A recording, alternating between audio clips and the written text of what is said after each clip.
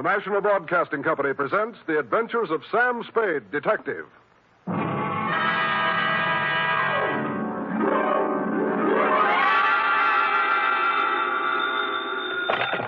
Spade Detective Agency. Hello, hello, hello. Sam? At this hour on this network, you were expecting maybe Mary Margaret McBride? I've been expecting anything, Sam. Well. After all, to have you drop out of sight like that, leaving not a ripple on the surface for 4 whole days. Mr. Livingstone is frantic. Who? Mr. Livingstone, the man you rented the car from. He's ready to send out a search party. Aha!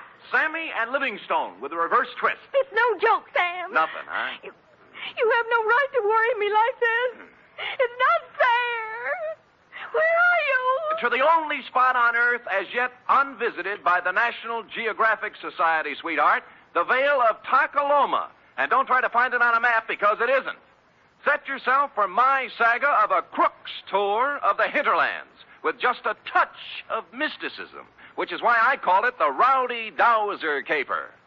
All right, Murgatroyd, these will do. Sam, where are you calling from? A tailor shop. I had to leave without my pants.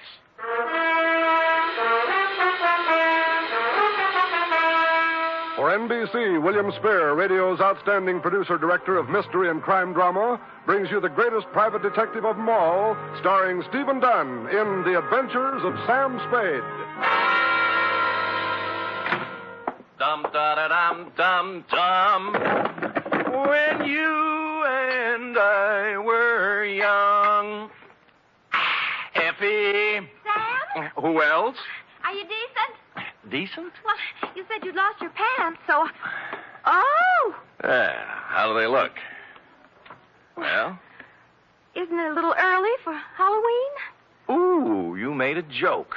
You ready, woman? As always, Sam. Date, fill it in. 2 Constable Ollie Shuttle, North Takaloma, California. From Samuel Spade, license number 137596. Subject, the Rowdy Dowser caper. Dear Ollie, on Wednesday it was when I returned to my office of a fine spring morning to find a note lying on my desk like a big, juicy piece of cheese in a mousetrap. Quote, Mr. Spade, call North Takaloma 3, unquote. North Takaloma. Where have I... Long distance. North Takaloma 3. Yes, sir. One moment. Would you repeat the number, please? North Takaloma 3. North Takaloma 3. Nice diction. That is North Takaloma? I'm not kidding. Look it up, girl. Look it up. Yes, sir. North Takaloma 3. Well, she must have found it in the book because soon we had encouraging buzzes and clicks. 6 operators later, we had punched our way north to the farm at Slattery Flat. Then we knocked off for lunch, while Slim Slattery repaired the windmill that made the juice for the last lap. At 2:07 p.m., victory was in sight. Yeah? Sam, this is Operator Nyan for the 10th time. Oh, fine. How we doing, Millie? Sam, boy, I am actually ringing North Takaloma 3. Oh, good girl.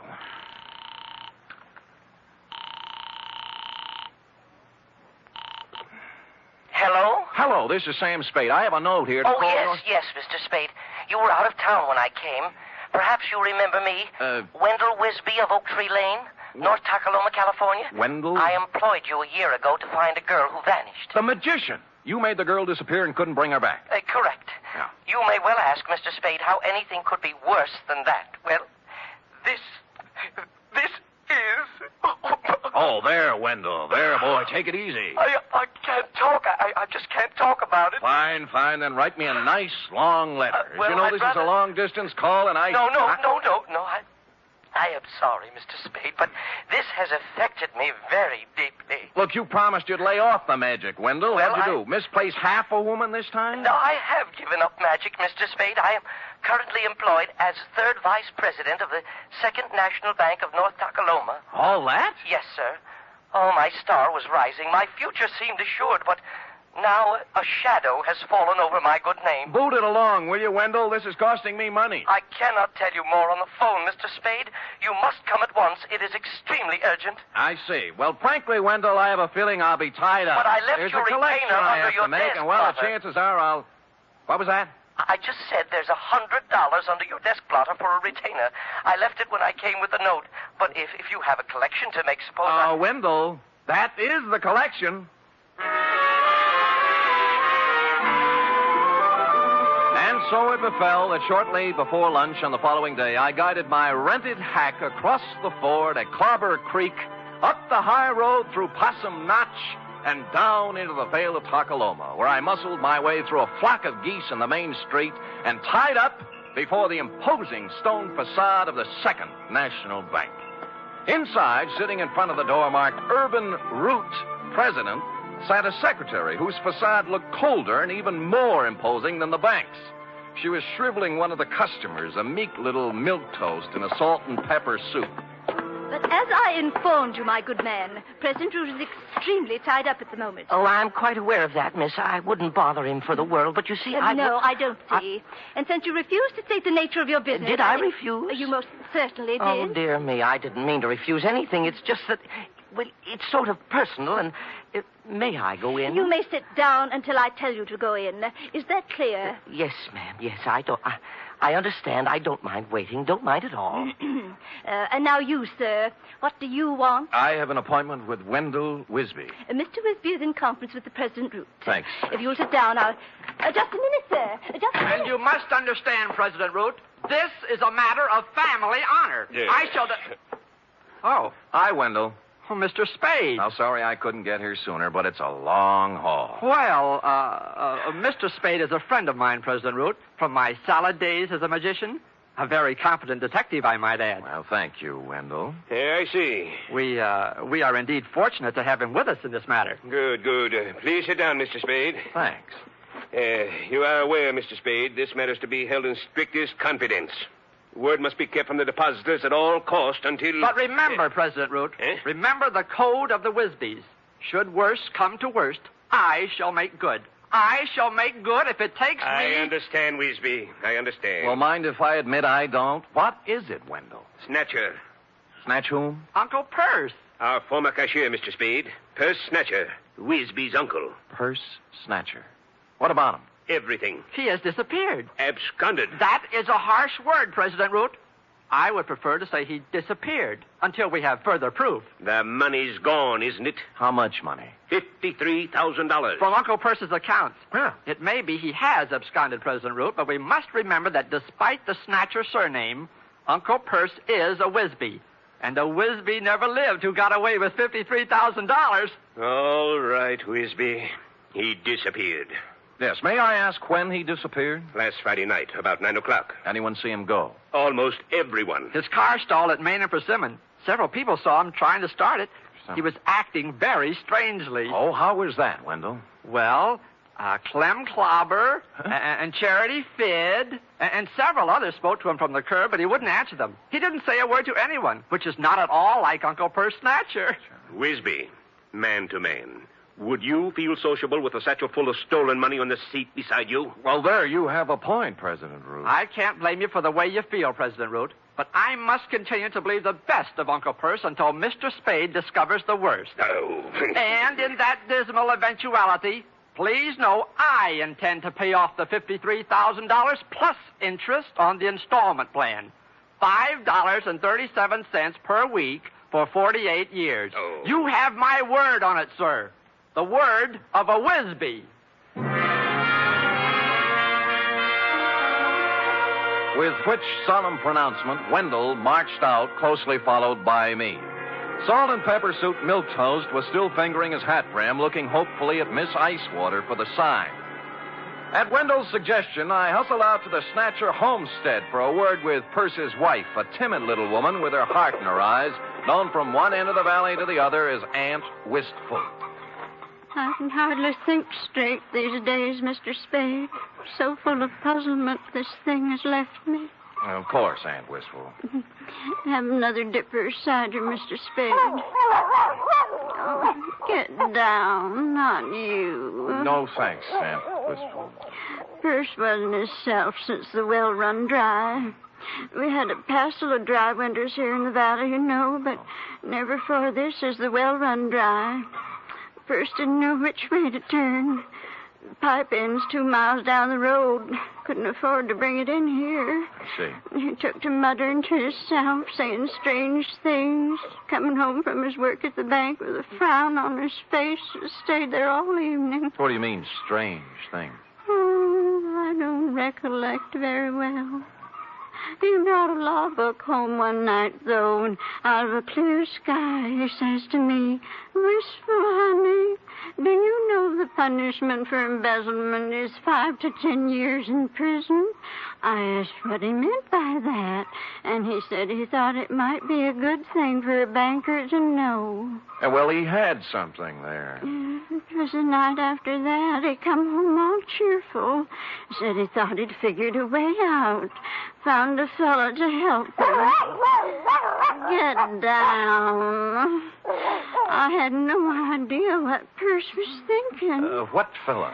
Urban Root, I suppose. Oh. It's Urban's bank he was fixing to steal from. But then I got word from my sister ailing over to Fogarty Grove, so Thursday I left, and when I got back Saturday, he'd gone. Did he take his things? Mostly. Funny. He did one strange thing for this time of year. He left his corn teeth behind. Corn teeth, huh? A spare pair of store teeth for corn on the cob. Oh. Perce will miss him now with summer coming on. Yes, he will. Bless him. You know, ever since spring, I've been after Perce to spade up my flower bed by the window. He did it before he left, now that there's no water to grow things with. I loved him so much, Mr. Spade. Isn't this awful way for marriage to end? Get down!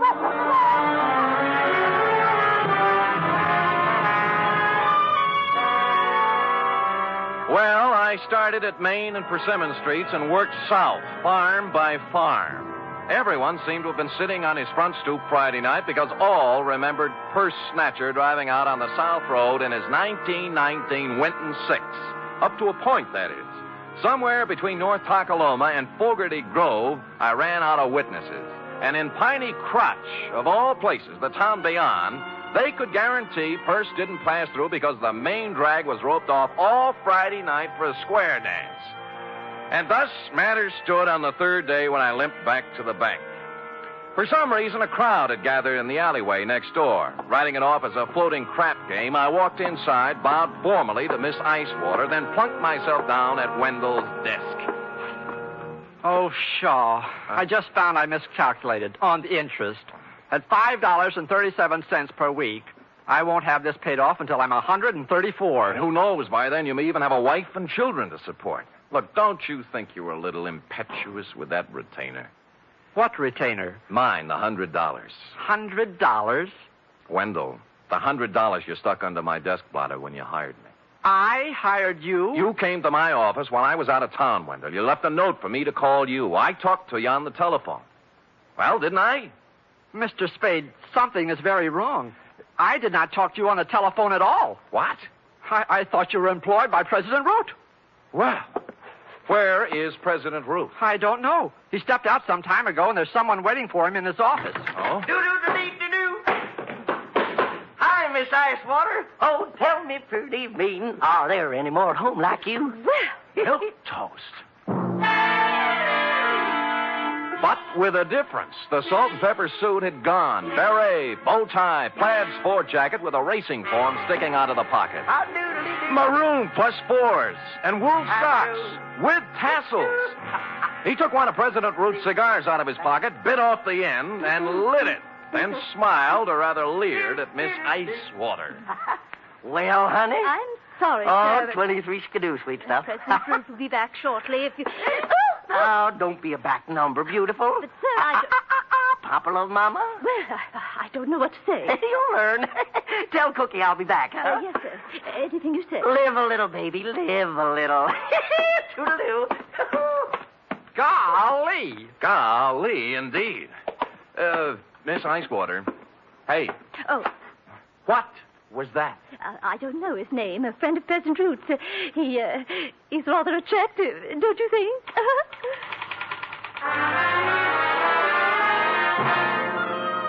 Only now, as I went outside in his wake, did I see what had caused the crowd in the alleyway. The first sport model convertible in Tolokema Valley since Wally Reed came through on location. And the first pink one I'd ever seen. Pondering the new milquetoast, I walked into the drugstore, found a phone book, and checked all 25 names. North Takaloma 3 belonged to the Atomic Auto Courts and Restaurant. Charity Fidd, proprietress. She was riding herd on a griddle full of lamb chops when I pulled up at the counter. How's that again, Sonny? Short, you say? Short. And scalped on top with a fringe of hair like so? Yeah, and a wicked leer in his eye. That's my man. Well, he wasn't wearing no barrack hat nor plaid coat when I seen him. Salt and pepper suit it was. Yeah, I know. Who is he? Well, he didn't register, but they say he's Dowser. Dowser. Don't know his first name, do you? Nope. Now, where he come from? Stayed in room 6 till 2 days ago. Ain't seen him around since. When did he come here? Let me see now. Codfish ball. Beg pardon? Oh, that'd be Friday night, late. And the funny thing now, think of it, he'd come afoot. Not by the road to Fogarty Grove, mind you, but by the trail over the ridge. Oh, where does it go to, Aunt Charity? Winds up the old clobber place, Bandon now. Oh, thanks. I'll be back. You'll be nothing. You just sit right down where you are and you wrap yourself around this. Ain't no growing boy going hiking over the ridge without supper. Clean it up now, every scrap. Yes, Ma.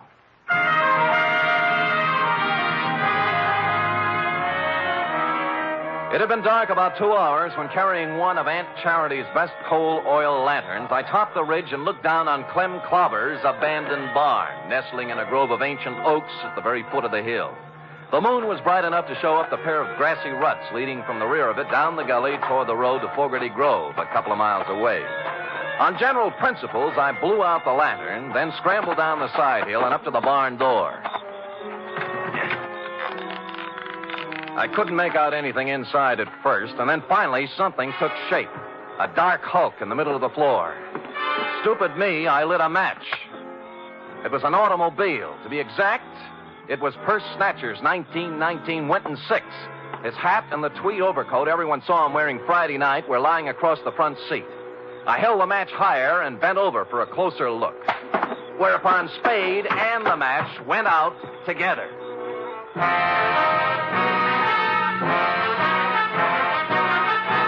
You are listening to the weekly adventure of radio's most famous detective, Sam Spade.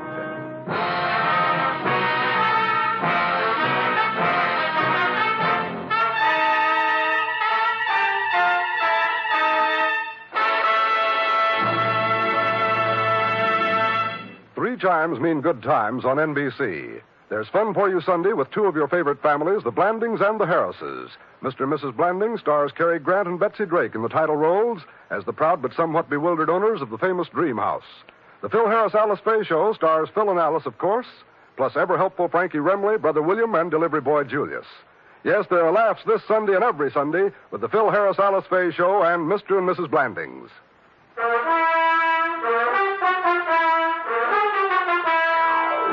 And now, back to the Rowdy Dowser caper, tonight's adventure with Sam Spade.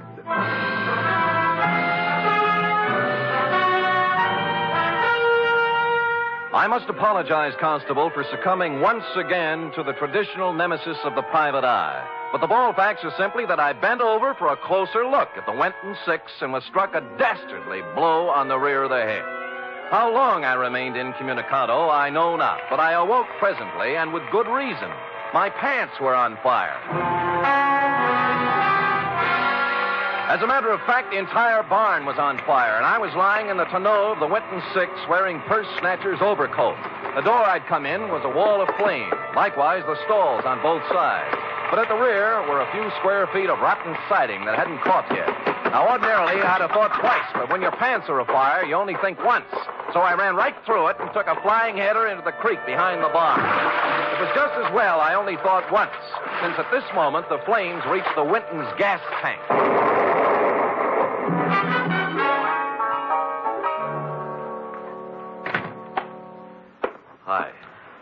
laws almighty. What have you been up to, boy? Smoking corn silk behind Clobber's barn. Match got away from me.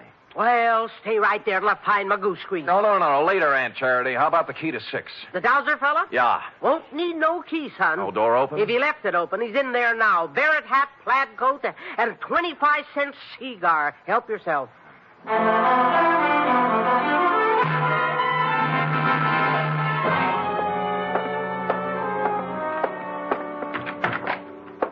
Well. Well, hey, Mr. Spade, isn't it? Right, and you're Dowser. Dowser? Isn't it? Yes. Yeah, that's right, Dowser. Hey, you can call me Alonzo. Sit down. No, I'll stand. Oh? You're lucky you caught me. I was just... Just leaving, so I see. I was detained, as you probably know, over at Clobber's barn. Detained? Okay, Dowser. We'll let that do for the preliminaries. Now, why'd you just try to kill me? Kill you? Well, good heavens, man, I did not get careless at a weenie bake, Dowser. I just woke up in the middle of a 3-alarm fire, and I don't like it. As a matter of fact, I'm a little burned up, to use the phrase loosely, and I just might kick your teeth in. Now, believe me, I haven't been near Clobber's barn since Friday. I had nothing to do with whatever happened. Sure, and you had nothing to do with a $100 retainer in the phone call from Wendell Wisby. Well, as a matter of fact, You figured with a curious city fellow like me on the premises, Urban Root might shake down easier. Bigger apples from the same old tree, right? Yeah. All I did was negotiate a personal loan. Drop it, will you? Root had his hand on the till at the bank. A big hand, $53,000 worth, and Snatcher found out about it. What about you? How'd you get into the act? The loan. The shakedown. Where's Uncle Perce, Alonzo? Out of town somewhere, I suppose. He... look, I can't tell you, Mr. Spade. Perce got as far as the road to Clem Clobber's barn last Friday night. Or did he?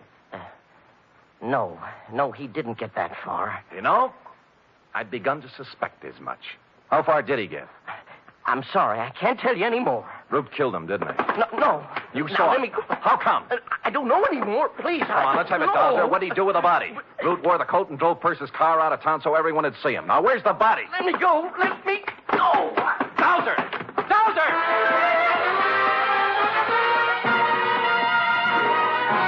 He squirted out of my hands like a watermelon seed, leaving me with a plaid coat, and took off down the line of atomic cabins toward the atomic restaurant.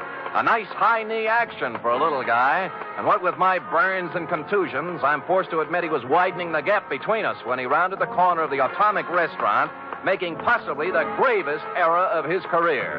Aunt Charity was rounding the same corner, coming the other way with an armload of wood.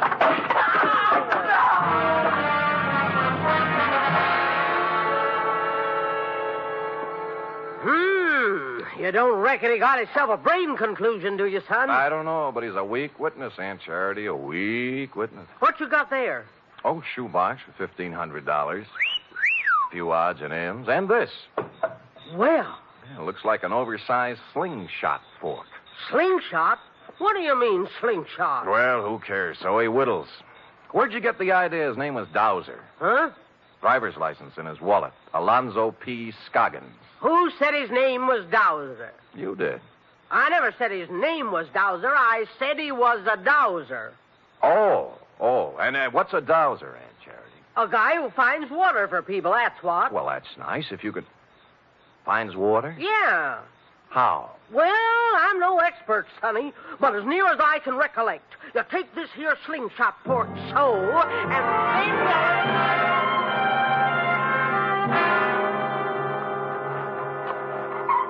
Mr. Spade, I can't go through with it. Get hold of yourself, Wendell. Remember the code of the Wisby. But this sinister revelation has virtually prostrated me, Mr. Spade. And you must remember it is now over a year since my salad days as a magician. Tut, Wendell. Stout fella, stiff upper. And further, even at the peak of my career, I was only sketchily acquainted with the field of dowsery.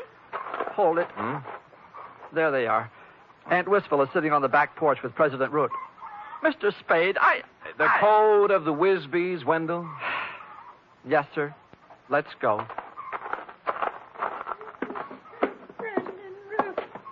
I just can't tell you how full up with gratefulness I am. Now, Aunt Wistful, don't take on so. It's nothing at all. It's, You remember Mr. Spade, President Root? Wait, of course. Of course. Hardly seems any time at all since we met President Root. Oh, Mr. Spade, President Root's going to buy the farm. Isn't that wonderful? Touching. And he's allowing me $10,000 on it against the money Perce stole. Well, that's a generous offer. I thought so. Considering there's no water on the farm. Perce said many times it wouldn't be worth $40 an acre without water. Well? Did you say something, Wendell? Yes. Aunt Wistful, I have great news for you. It may not be necessary to sell the farm. What do you mean, Wendell? We've made a deal here. Maybe the signals are off for now, President Root. You recall Uncle Perce said he'd found a man to solve his problem, Aunt Wistful? I am now ready to step forward and bring it into the open. I am that man. You? What do you mean, Wendell? Since entering the banking field, I divorced myself from magic and the allied dark arts, Aunt Wistful. So I wish to keep my other talents sub rosa. What are you talking about, Wisby? President Root, I am a part-time dowser. And he just happens to have his dowsing rod along, right, Wendell? Right. I have reason to believe there is water here, if I can just douse it out. Wendell, you're out of your... Shut up. Douse away, Wendell, douse away. Very well. Now, I hold the dowsing fork before me. Thus. Then I turn. Thus. Where does it point, Wendell? Let me see. Toward Aunt Wistful's flower bed. This is ridiculous. Shut up. Proceed, Wendell. Proceed with the dowsery. 1 step, 2, 3, 4. Well, the rod's pointing down. Well, I never. Right in the middle of my flower bed. Listen, Aunt Wistful. I'll make that $20,000. $20,000 for the farm. Cash, see? Not credit. Cash. 20? Hold out. 25. 30. Right here is where we dig. 35. 35,000. Well, it's already been dug up. Looks as if Uncle Perce had dug a hole and then filled it back up. Last Friday night, just before 9 o'clock, right, President Root? No. You came down for a showdown on those shortages he turned up. Found him digging the well here and got a better idea.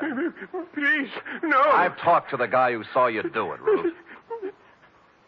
All right. I killed him. He's right here. Yes, he's right here.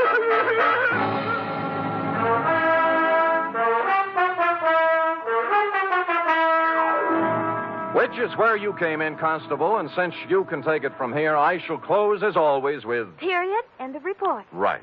Another triumph, Sam. Another new sphere of effort. No field is safe from my talent, sweetheart. You will please preserve it for posterity during the following 15-second announcement. Scoot. Scoot.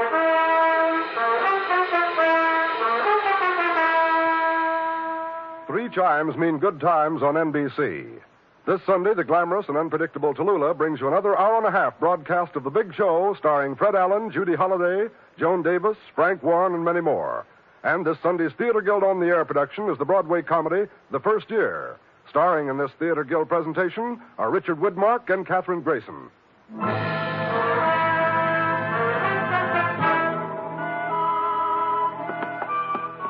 Here it is, Sam. Ah, efficient girl. Yeah? Yeah, Millie, this is Sam, boy. What's up? Oh? Thanks, Millie.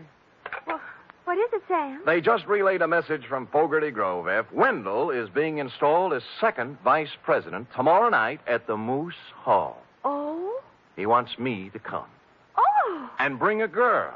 Are you game, little one? Well, that's one way to get the report to Constable Ollie Shuttle. I'll do it, Sam. Good girl. Pack up an emergency ration of sorghum and hominy grits. I'll pull up at your doorstep in the morning at 8 o'clock. Well, I'll wear my sunbonnet and Mother Hubbard. Oh, good night, Sam. Good night, sweetheart.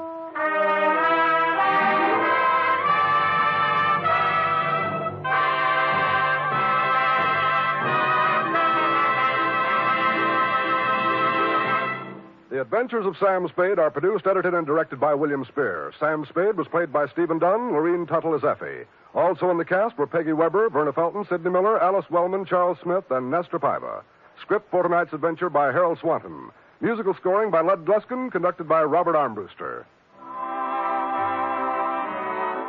Join us again next week, same time, for another Adventure with Sam Spade. Tomorrow, your hit parade plays the hit tunes on NBC.